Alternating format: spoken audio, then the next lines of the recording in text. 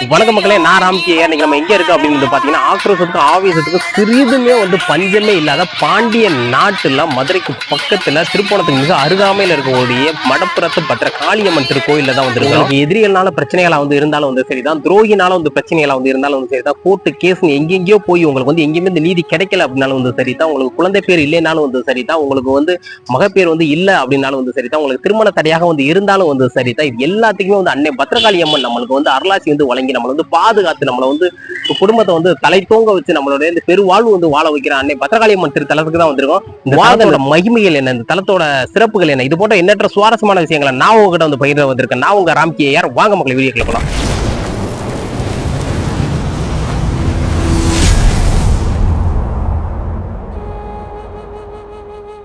நீதி தேவதையா எலுமிச்சிய சூடியவளாம், அநீதியை அழிக்க அக்னிய தலையில சூடியவளாம், அதர்மத்தை அழிக்க திரிசூலத்தை கையில ஏந்தியவளாம் மடப்புறத்து காரியம் அன்னை பத்திர காளிய தரிசிக்க சிவகங்கை மாவட்டத்துல உள்ள திருப்பூவனத்து வைகையாத்து பாலத்து மேல நம்ம பயணப்பட்டுக்கிட்டு இருக்கோம். பத்திர காளியை தரிசிக்க போற வழியிலே இருக்கக்கூடிய இந்த பெரிய பேனரும் பெரிய நுழைவாயிலும் நம்மளுக்கு அழகாக காட்சி அளிக்கிறத நம்ம பார்க்க முடியுது. வாங்க அன்பிற்குரிய மக்களே, முதல்ல இந்த திருத்தலத்தை பத்தி பார்க்கலாம். திருத்தலத்துல பஞ்சபூதங்கள்ல ஒன்னாக இருக்கக்கூடிய அந்த ஆகாயமே கூரையாக கொண்டு வெட்ட வெளியில குதிரையினோட நிழல்ல உமையவள் அன்னை பத்திரகாளியம்மன் ஆக்ரோஷமாக நம்மளுக்கு காட்சி தராங்க. குதிரையோட ரெண்டு கால்களும் ரெண்டு பூதத்தினோட மேல தூக்கி வச்ச மாதிரி நடுவுல அன்னை பத்திரகாளி அந்த அக்கினிய தலையில கிரீடமாக கொண்டு திரிசூலத்தை கையில ஏந்தியபடி எலும்பிச்ச பழத்துக்கு சொந்த காரியம் அந்த பத்திரகாளி அம்மன் நம்மளுக்கு பார்த்தாலே பரவசம் வரக்கூடிய அளவுல அந்த பத்திரகாளி அம்மன் நம்மளுக்கு காட்சி தராங்க. வடப்புறத்து காளிய முழு பக்தியோட பிரார்த்தனை செஞ்சா நம்ம வாழ்க்கையில மிகப்பெரிய மாற்றத்தை கொண்டு வர முடியும் அப்படின்னு இந்த மடப்புறத்து காளி கிட்ட வைகை ஆத்துல நீராடிட்டு மனமுருகி அழுது நீங்க முழுமையா பக்தி வச்சு நீங்க மடப்புறத்து காளி கிட்ட வேணுனீங்கன்னா உங்களுக்கு எல்லாமா இருந்த அனைத்து பிரச்சனைகள்லையும் இருந்து உங்களை விடுபட வச்சு உங்களை சந்தோஷத்துடையும் உங்க கூட இருக்கிறவங்க எல்லாத்தையுமே மன மகிழ்ச்சியுடனும் வாழ வைக்கிற அம்மையாக மடப்புறத்து காளி அவங்க இந்த தலத்துல வரக்கூடிய பக்தர்களுக்கு அருளாசி வழங்கிட்டு இருக்காங்க. அன்னை பத்திரகாளி சன்னதிக்கு அருகிலே அடைக்கலம் காத்த ஐயனார் சன்னதி இருக்குது. இந்த ஐயனார் பத்திரகாளிக்கே அடைக்கலம் கொடுத்ததுனால இங்க அடைக்கலம் காத்த ஐயனாராக இங்க பக்கத்து சன்னதியில இருக்கிறாங்க. கடினமான கால நிலையிலிருந்து அந்த பத்திரகாளி அம்மனை காக்க தன்னுடைய குதிரைகள்ல ஒன்றை கொடுத்தவங்க இந்த அடைக்கலம் காத்த ஐயனார் அப்படின்றது புராண கதையா இருக்குது. அதுவும் இந்த தலத்துல பிரசித்தி பெற்ற ஒன்றாக இருக்குது. எல்லா கோயில்களிலுமே ஐயனார் குதிரை மேல இருக்கிறத பார்த்திருப்பாங்க. ஆனா இந்த தலத்துல மட்டும்தான் ஐயனார் உள் சந்நிதியிலையும் குதிரையை பத்திரகாளி அம்மனுக்கு கொடுத்து குதிரையோட நிழல்ல பத்திரகாளி அம்மன் அருள்வாளிச்சு வாரதையும் ஐயனார் சன்னதியில வீட்டு இருக்கிறையும் பார்க்கும் போது நம்மளுக்கு இந்த திருத்தலத்துல இருந்து வெளியில ஏறுறதுக்கு மனசே வராது அப்படின்றத சொல்லிக்கிறேன். முன்பு ஒரு காலத்துல பிரளய காலத்துல மதுரையை வெள்ளம் சூழ்ந்துருது. அந்த சூழ்ந்த வெள்ளத்தினால மதுரையோட எல்லை எந்த சைடு அப்படின்ற தெரியாம இருக்குது. அவள் மீனாட்சி நாலா பக்கமும் எனக்கு எல்லையை காட்டுங்க அப்படின்னு சிவபெருமான் முறையிடுறாங்க. சிவபெருமான் ஆதிசேஷனான அந்த நாகத்தை 4 பக்கம் எல்லையை வளைச்சு காட்டும்படி அவங்க ஏவுறாங்க. நாகமானது தன்னுடைய தலையும் தன்னுடைய வாளும் சேர்ந்த இடமாக முன்னொரு காலத்துல பழைய காலத்துல பண்டைய காலத்துல இந்த இடத்த படப்புறம் அப்படின்னு அழைச்சிருக்காங்க. அந்த பாம்போட தலையும் வாளும் இந்த இடத்துல வளைச்சு சுத்தி காட்டினதுனால இந்த இடம் படப்புறம் என்று பழைய காலத்துல சொல்லியிருக்காங்க. அதுவே பின்னால மருவி மடப்புறம் என்று ஆயிருக்கு. ஒரு காலத்துல பார்வதி தேவி அழைச்சுக்கிட்டு சிவபெருமான் வேட்டைக்கு போறாங்க. அப்போ இந்த மடப்புறம் பகுதிக்கு வராங்க 2 பேரும். இந்த மடப்புறம் பகுதியும் காடாக ஃபுல்லா இருக்குது. இந்த மடப்புறம் பகுதியை கருவேல மரங்கள் சூழ்ந்த மிகப்பெரிய காடாக பறந்து கிடக்குது. இதுக்கு மேல என்னால வர முடியாது அப்படின்னு தேவி சொல்றாங்க. அதனால நீ இங்கே இரு, நான் வேட்டையாடிட்டு வந்துடுறேன் அப்படின்னு பார்வதி தேவிட்ட சிவபெருமான் சொல்றாங்க.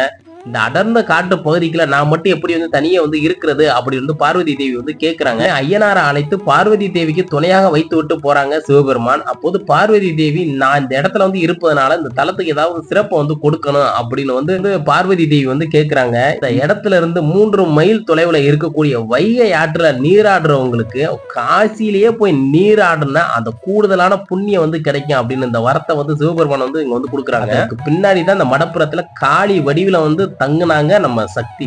பத்திரகாளிக்கு துணையாக இருந்த ஐயனார் வந்து இங்க வந்து அடைக்கலம் காத்த ஐயனாராக இங்க வந்து ஆட்சி வந்து செலுத்துறாங்க. ஆனா சக்தியின் வடிவமாக நின்று கொண்டிருக்கிற பத்திரகாளிக்கு தான் இங்க வந்து பிரதான வழிபாடு வந்து இருக்குது. பரம்பொருளான சிவபெருமான் அருளிய வரத்தின்படி மடப்புறத்துல இருந்து இந்த 3 மைல் வந்து தொலைவுக்குள்ள வைகை ஆத்துல வந்து நீராடுறவங்களுக்கு காசியில நீராடியதை விட வந்து கூடுதலான புண்ணியம் வந்து கிடைக்கும் அப்படின்ற அந்த நம்பிக்கை வந்து இன்றும் வந்து எல்லோராலும் வந்து மக்கள் அளவுல வந்து நம்பப்படுது.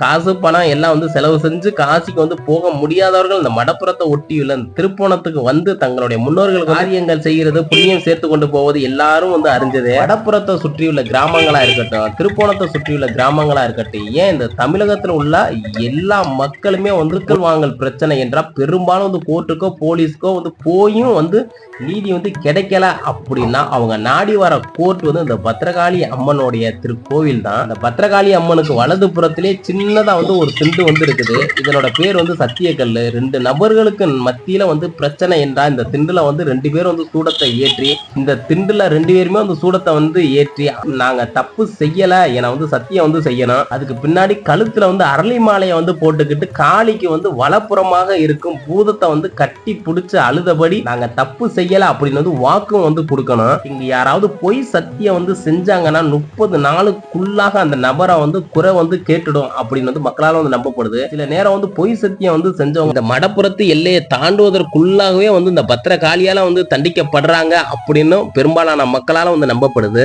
இப்படி தண்டிக்கப்படுறவங்க மறுபடியும் இந்த பத்திரகாளிக்கிட்டே வந்து காணிக்கை வந்து செலுத்தி பரிகாரம் வந்து தேடிக்கிட்டு போவது இங்க வந்து அடிக்கடி வந்து நடக்கிறத வந்து பார்க்க முடியுது. இங்க நடக்கிற இன்னொரு வேண்டுதல் வந்து பாத்தீங்கன்னா காசு வந்து வெட்டி போடுறாங்க.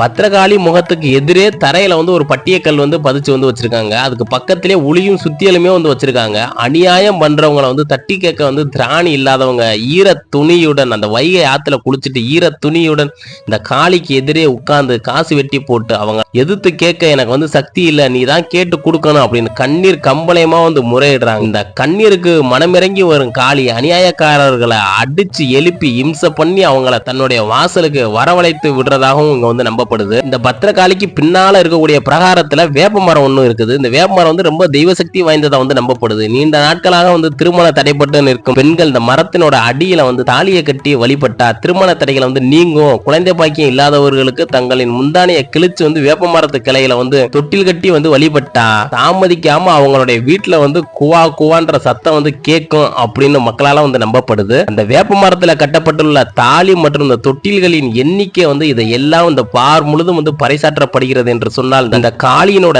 சக்தி இந்த பார் முழுதும் மறைவி இருக்கிறத நம்மளால உணர முடியுது. ஒரு நாள் குடும்பத்தோட வந்து இந்த மடப்புறத்து பத்திரகாளி அம்மனை வந்து தரிசிச்சுட்டு வந்து போங்க. மடப்புறத்து பத்திரகாளி அம்மனுக்கு ஒவ்வொரு வெள்ளிக்கிழமையும் அமாவாசையிலையும் பௌர்ணமியிலையும் வந்து சிறப்பு அபிஷேக ஆராதனை பூஜைகள் வந்து எப்பயுமே வந்து நடைபெற்று முக்கியமாக இந்த மடப்புறத்து பத்திரகாளி அம்மனுக்கு மதிய நேரம் சரியாக 1 மணிக்கு வந்து உச்சிக்கால பூஜையில வந்து அவ்வளவு மக்கள் வந்து பங்கேற்று பக்தி பரவேசத்துடன் வந்து அம்மனை வந்து வழிபடுறத வந்து பார்க்கும்போது நம்மளுடைய கண்கள்ல வந்து பஞ்சபூதங்கள்ல ஒன்னாக இருக்கக்கூடிய அந்த நீர் வந்து பெருக்கெடுத்து ஓடுறத வந்து பல பேரோட கண்கள்ல நம்ம வந்து பார்க்க முடியுது. நீதி தேவதையா எலும்பிச்சியை சூடியவளாம், அநீதியை அழிக்க அக்னியை தலையில சூடியவளாம், அதர்மத்தை அழிக்க திரிசூலத்தை கையில ஏந்தியவளாம் மடப்புறத்து பத்திரகாளியா அன்னை பத்திரகாளியை ஒரு முறை வந்து தரிசிங்க. சர்வ வல்லமையும் பெற்ற அந்த பத்திரகாளி அன்னை நம்மளை அன்போடு அரவணைப்பா, அன்போடு வரவேற்பா. வாழ்வ மகிழுங்க, வாழ்வ கொண்டாடுங்க. என்ன மக்களே, இந்த மடப்புறத்து பத்திரகாளி அம்மனை பத்தி முழு தகவல்களும் உங்களுக்கு வந்து வந்திருக்கும் அப்படின்னு வந்து நாங்க வந்து முழுசா வந்து நம்புறோம். நான் உங்க ராம்கி ஏஆர். இதுவரை நீங்க நம்ம சேனலை வந்து சப்ஸ்கிரைப் பண்ணலன்னா சப்ஸ்கிரைப் பண்ணி பெல் ஐகானை வந்து பிரஸ் பண்ணிக்கோங்க. அப்பதான் நம்ம போடக்கூடிய அடுத்தடுத்த பதிவுகள் வந்து உங்களை வந்து அடையும்னு தாழ்மையோட வந்து கேட்டுக்கிட்டு நான் உங்கள்ட்ட இருந்து விடைபெறேன். மீண்டும் அடுத்த ஒரு நல்ல பதிவை நான் வந்து உங்களை வந்து சந்திக்கிறேன். அதுவரை உங்கள்ட்ட இருந்து விடைபெறுவது நான் உங்க ராம்கி ஏஆர். நன்றி மக்களே.